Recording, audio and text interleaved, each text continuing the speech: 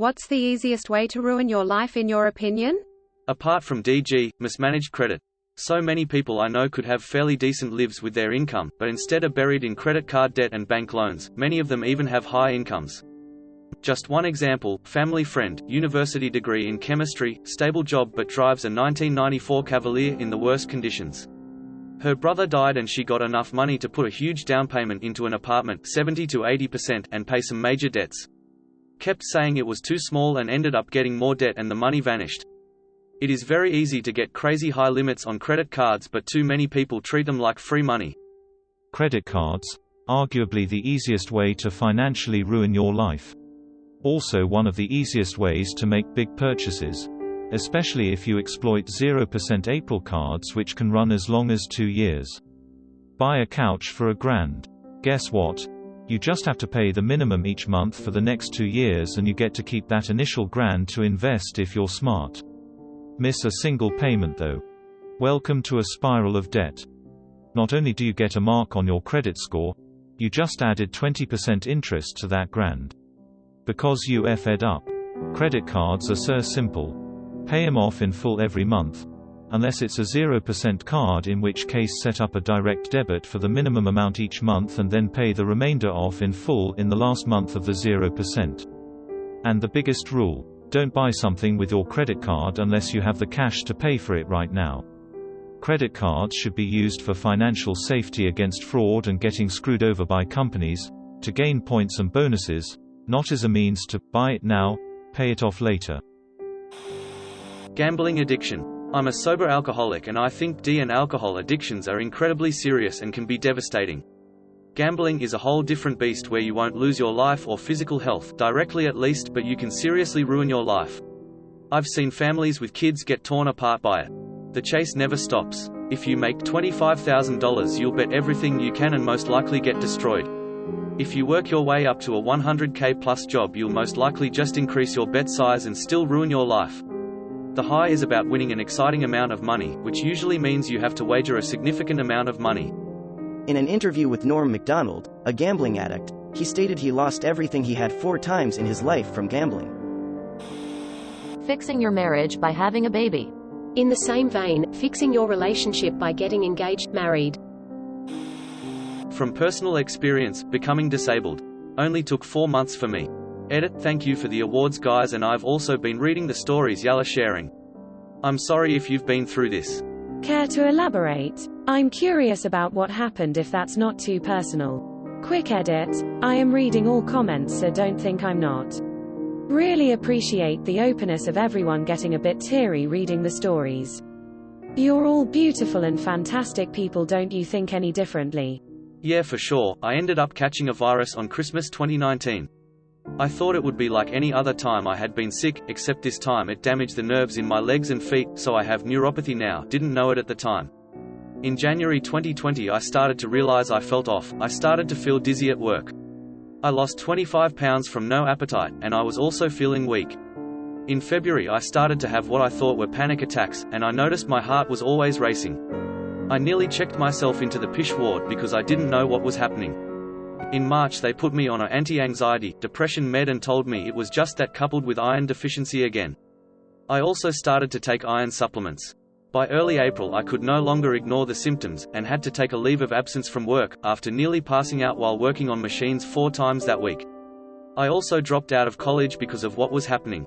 I nearly lost my ability to walk after that. I was so weak, and it was effing scary. I seriously thought I was going to die. One morning in May I had stayed up all night shaking with my heart racing and begged my mum to take me to urgent care. They then placed me on a Holter monitor for my heart, and by June I found out I had SVT, heart arrhythmia, and POTS, an autonomic nervous system disorder.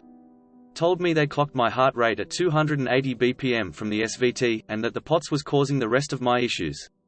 The SVT could be fixed, but there's no cure for POTS. The waiting was the worst part. This was happening simultaneously as the pandemic was going on. By September 2020 I had heart surgery at just 21 years old. It thankfully got rid of my heart arrhythmia, but I still had POTS to deal with. That has been the worst part of this whole effing ordeal.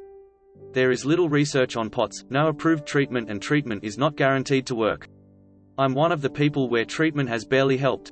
I can't predict how I'll feel, it changes hour to hour. I'm always so fatigued, my heart rate skyrockets between 130 to 170 bpm when standing up and moving around. I now have heat intolerance, shortness of breath, my legs hurt because of neuropathic pain, brain fog.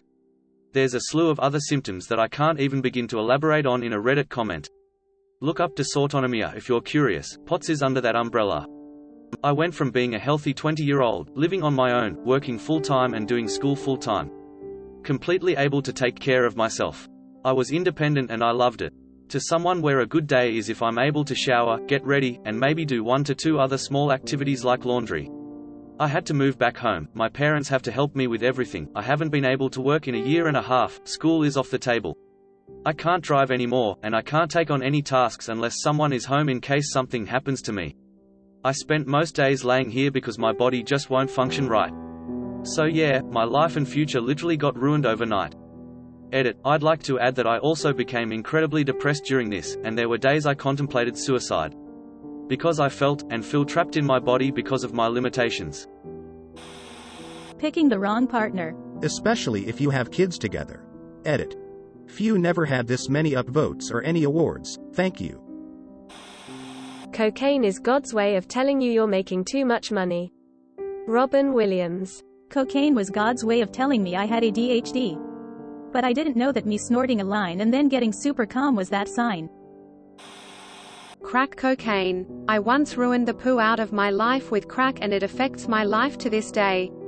I've been clean for over 3 years now and I never intend to do it again. I'm 12 years clean now, I think. Me, in all my genius, thought crack would help me quit heroin. Technically it did, but what the F? I had some extreme turbulence for a while but got out alive. Most of my friends did not. De-addiction. Time to dig out that one thread from the guy who just wanted to try heroin once, link. Join the wrong friend group at a young age. It's often one of the main causes for the other ones starting, DG, crime, teen pregnancy ECT, and can ruin entire morals. That's a great answer, and a pretty scary one to think about. We are all so desperate for acceptance when we are young, and the group of friends we end up with is largely due to chance. It's not hard to imagine how anyone's life could have ended up vastly different with a different friend group during their formative years. Excluding obvious things like murder and addiction, unchecked negativity, rudeness, aggression, insults, even off-handed poo. Not only does a lot of that outlook become habitual and in turn you begin treating yourself worse than you should, but also it literally just takes one dude having a bad day and then you're 6 feet under and he's in jail. I think this is also a big problem in society where people are becoming more negative and recluse, which leads to more negativity, and it's just a cycle of anger and hate that leads to pushing people away unknowingly because people don't want to be around cynicists. As funny as it is on TV, and is often portrayed as those people still having a tight circle of friends, in reality being around people like this is just draining.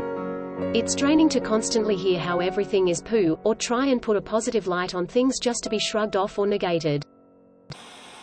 Attempting suicide by shotgun to the head, but the blast only takes your face off and you live. A friend of our family told us everyone that he went blind when his gun misfired during a hunting accident, and the bullet hit him in the eyes. He told us privately that he had attempted suicide, but misfired, and just ended up blinding himself. That sucks and I'm sorry to hear that. Was it only his eyes that were affected? Hating yourself. I'll never understand the universe's sense of timing. I'm reading this now at 4 a.m., when I have to work in a few hours because I can't sleep. I can't sleep because I had the realization that I hate myself. Then I come across this thread and this comment. Edit. When I fell asleep, I didn't expect many people to see this. Thank you to everyone who has reached out, it really has brightened my dreaded morning. I'm going to share a bit more about what I'm going through, in case it helps anyone or they can relate. My reward systems are broken. I've known this pretty much my whole life. I've never gotten that thrill or happiness I see other people get when good things happen. Fortunately for me, this also works in the other direction.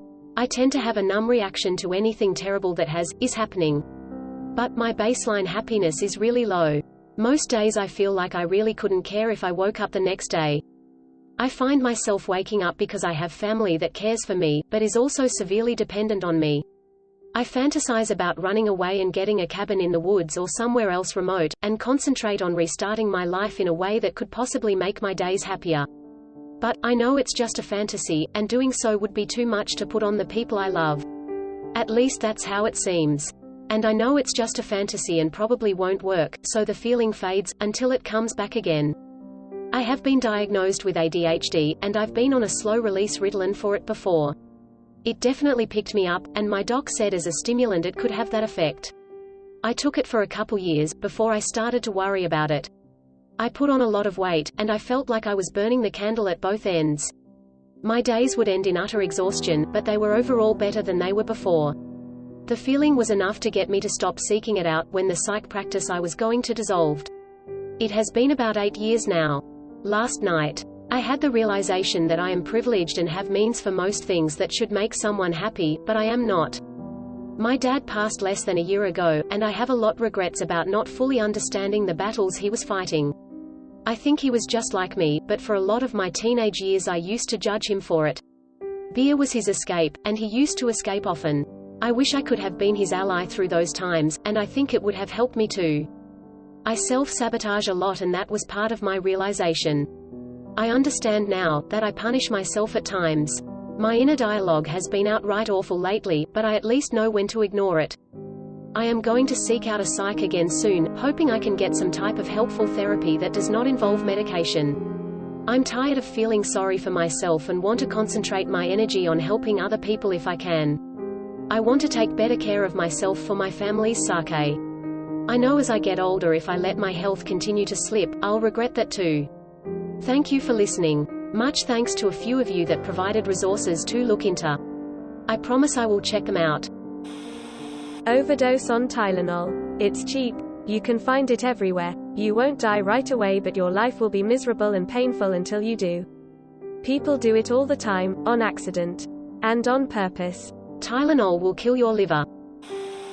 I'll take another approach. Car accident. Everything else people are talking about here requires you to go out of your way to make a tempting yet risky choice.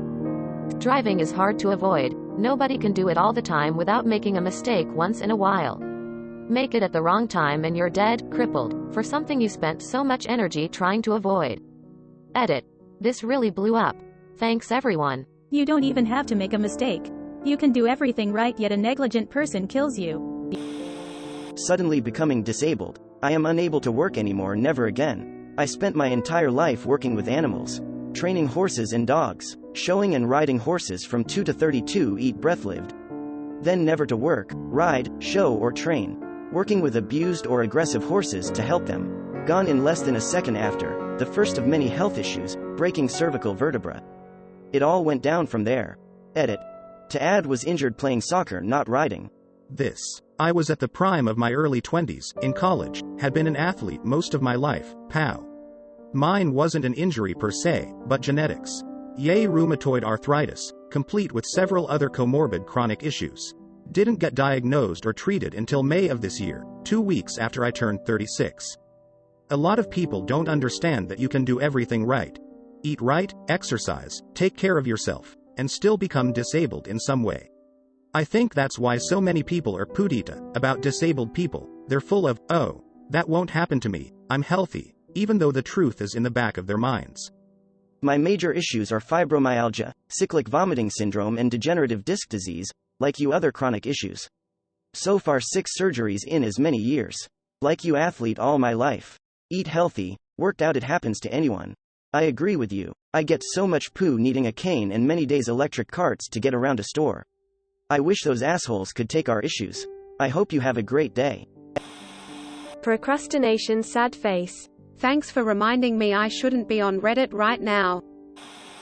Getting pregnant and having a kid when you didn't want one.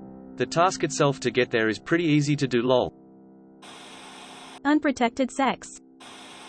Thank you for watching. We upload new videos every day, so be sure to come back for more fun. Please consider liking and subscribing if you enjoyed the video.